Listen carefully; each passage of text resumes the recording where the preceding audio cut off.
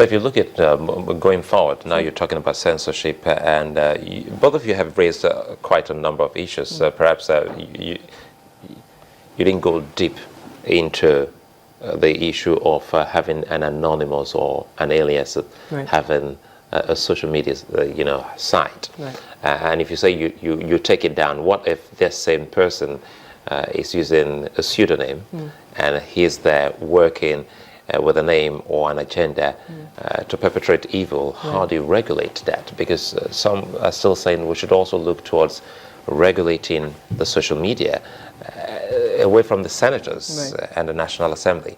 Don't you think that going by what we have seen in other parts of the world, in the United States, in the UK, in Europe, and so much concerning security, we should be thinking of regulating the social media? I'm not sure the solution is regulating, and I'm yet to see a country where you can say social media is regulated, unless you're talking about maybe China or North Korea, and those are sort of extreme cases. So those are countries. Yeah, well, what I mean in terms of your democracies.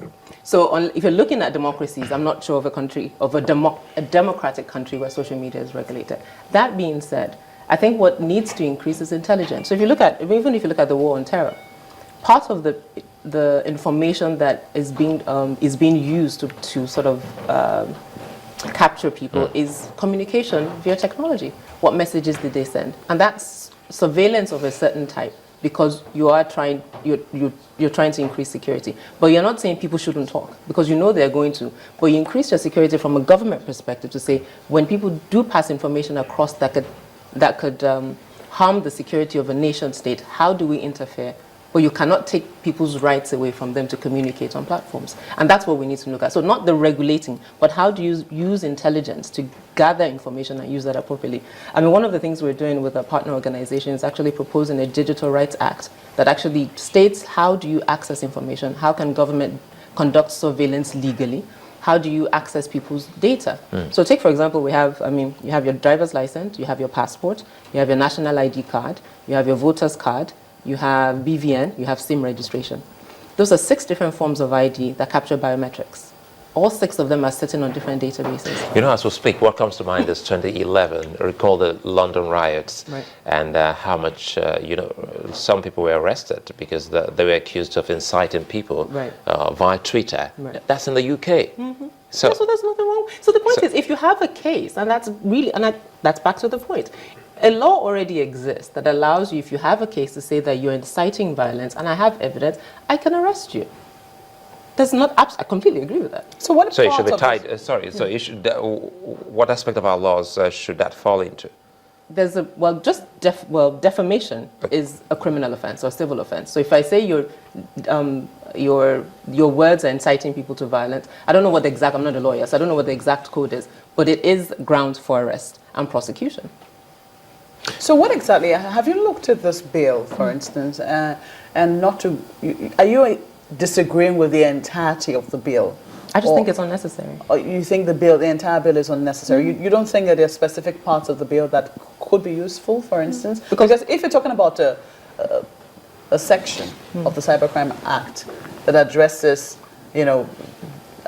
what you feel is all of the crimes that may be committed on social media. What do you think an entire bill might be addressing? The bill is 2 pages. I don't know if you've seen it. So it's very short. So it basically talks about offline and online. So the online one is what we addressed. The offline one basically says if you want to file a petition, you need to go to a high court and get them to basically swear an affidavit. Yeah. Now, the objective from an interview I listened to was the idea is that you won't waste time, because if you have to go to a high court to swear an affidavit, then you ensure that the content of your petition are factual. Fair enough in a sense, but I mean, our courts are bogged down enough. People are waiting trial for 10 years, 12 years. I'm really not quite sure this is what our judiciary should be bothered with. And if someone files a frivolous petition, if it's frivolous, throw it in the bin. I mean, in the grand scheme of things, it's really not that serious. And again, I go back to this issue of accountability. And I'm particular about the National Assembly because they fail to be accountable in the most minute sense.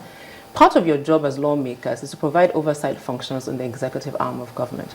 Now, you cannot ask me how I'm spending money if I have not told you how I've spent mine. There's just something fundamentally wrong in that. So if that in all the things we're talking about is not priority, and we're launching suggestion boxes, and we're producing 2-page bills focused on social media and frivolities. And we've managed to read it, do first and second reading in a record, I think, 2 weeks. Because it's short, perhaps. Thank you very much. That may be their point. Or because for them it's their priority. Were you even surprised that this had gone through second reading without anyone notice? That's part of the thing. It was after second reading that everybody's like, suddenly, wait a minute, what's going on here?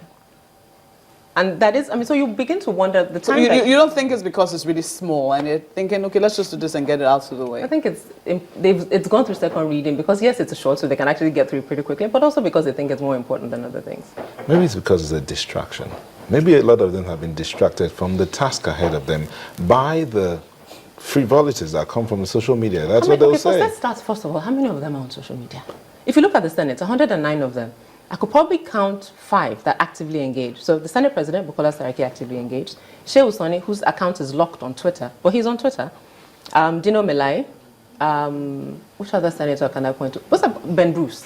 Those are probably the 4 most active senators. A few others have accounts, but not as active. So then really, what is distracting you?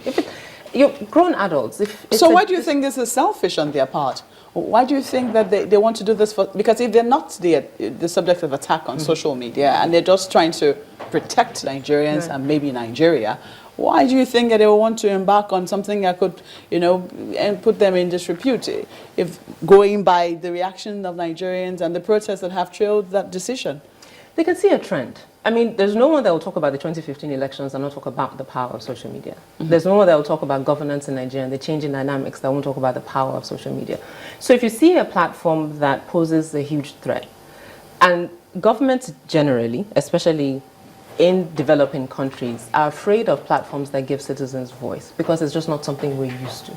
So it's a pattern you can see. And maybe you're trying to preempt it, not because you're not it's not because you're active on it, but you can see that if this continues, this can get really problematic. And that's really what we see. So you're right. So the letter of the law, if you look at the text, doesn't quite say, oh, no, you can't have freedom of speech. But then you look at the series of events that have happened over the last 3-4 years around social media and around censorship on social media, and you then begin to worry, why is this so important when there are more important things? And secondly, where there are already laws that already exist in Nigeria to take care of the things you're trying to take care of. But there are no specific, you know that our laws, a lot of lawyers will talk about ambiguities and lacunas in the laws. Maybe this is just to keep it focused so that you don't find any lacuna in there. No, there's no need. You understand the principle about power without control is bondage in itself. So if there should be a form of specific regulation, what would you say it should be? There shouldn't be. Social media shouldn't be regulated. It shouldn't be. Not in any way. What are you regulating on social media? What is social media?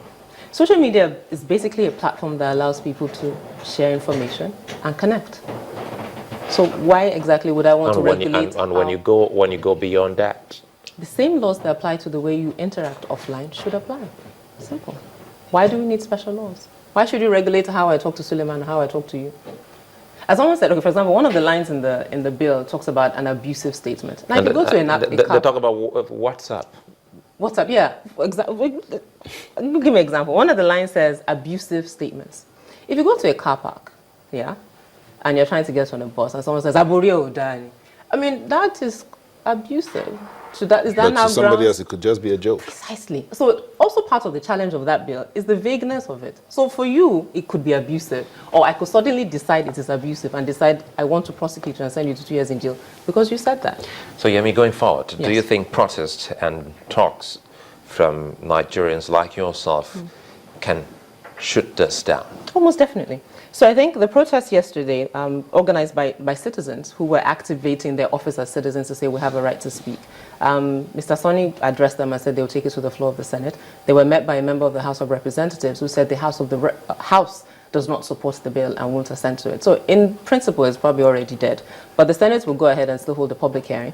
And if by the time you hold a public hearing and you get memorandums and submissions that citizens think this doesn't work, then I'm pretty sure the message is loud and clear. And if argument for that bill is it far outweighs those against the bill, it's not going to happen.